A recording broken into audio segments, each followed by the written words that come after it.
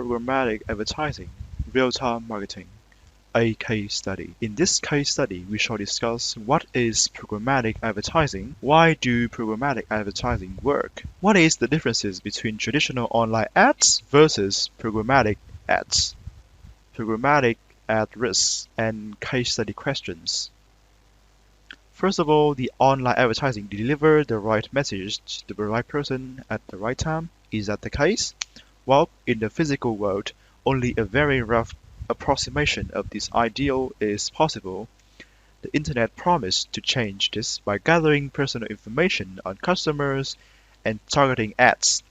E-commerce was supposed to end mass advertising, but this also means that customers have to face a trade-off between privacy and efficiency. However, only 1% of banner ads work. In the early 2000s, a firm with a website interested in ad revenue would sell space on its sites to other firms through an ad agency.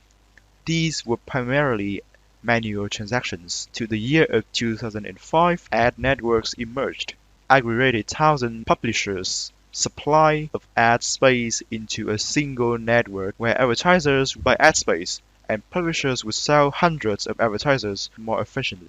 In the year of 2011, larger ad exchanges emerged, which provide advertisers access to an even larger pool of publishers of ad spaces, an extraordinarily complex ecosystem of players and technology stack. So what is programmatic advertising? Programmatic advertising, by definition, is an automated method that publishers use to sell their inventory, empty slots of their web pages, to advertisers who want to buy ad space. For their customers, there are two types: the auction-based real-time bidding (RTB) and programmatic direct. The platform uses big data, analytics software, and machine learning techniques. These platforms lower the cost, increase the speed, and increase the efficiency of advertising. It also display advertising could become as effective as search-based advertising.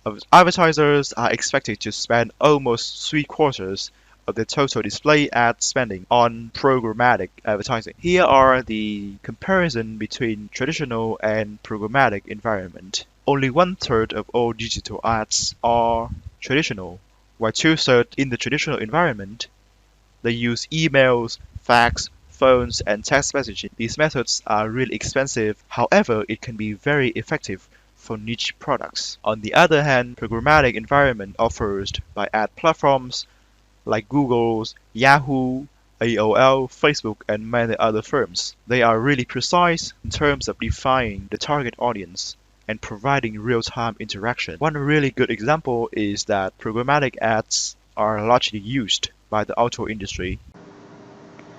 Okay, so now we're going to answer the case study questions. So the first question is that pay a visit to your favorite portal and count the total ads on the opening page. Count how many of these ads are A. Immediately of interest and relevant to you, B. Sort of interesting or relevant but not now, and C. Not interesting or relevant. Do this 10 times and calculate the percentage of these three kinds of situations and describe what you find and explain the results using this case. So I chose to visit Shopee. It is also one of my favorite websites, and I searched for some products for 10 times, and the results were kind of interesting to me because 75% of the ads were relevant to me. So the homepage and the search bar definitely gave me the products that I was looking for at the time I want to buy them. The advertised products also had over 100 or thousands of purchases, so it was really trustworthy. And there were also some ads for the products that I searched for on Google, and this is a sign of remarketing. And I feel like Shopee did a really great job on targeted ads. So the second question is, advertisers use different kinds of profiles in the decision to display ads to customers. Identify the different kinds of profiles described in this case and explain why they are relevant to online display marketing. So there are different kinds of profiles used to display ads, And it is also relevant to online display advertising because profiles are built by recording the behavior of people online and inferring their interests, age, gender, location, interest, preferences, political and social attitudes. The list of possible profiles is very large and dependent upon the relevance to advertisers or others who purchase the profiling service.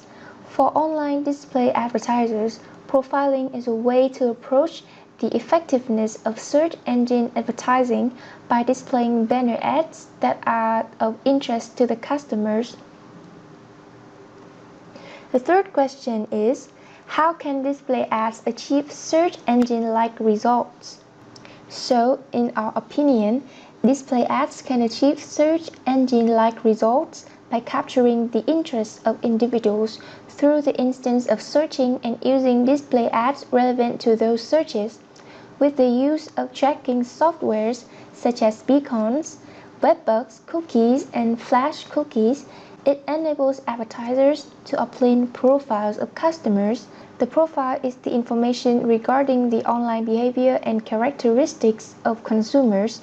To be specific, the product pages, services, and search engine keywords used are constructed as profile information. So the final question is, do you think instant display ads based on your immediately prior clickstream will be as effective as search engine marketing techniques? Why not? So I think yes and no.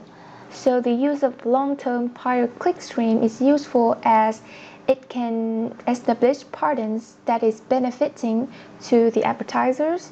For example, if a person visits a clothing site every day and browses through the products, then at the next site he or she visits, it might be useful to display an ad for clothing. However, instant display ads may not always work because if you visit a website and then a sports site, it does not offer many clues to advertisers. Clickstream behavior that previously happened, even if immediately prior, may not be such a good indicator of current interest. So that is the end of our presentation for the case study in Chapter 6. Thank you for listening.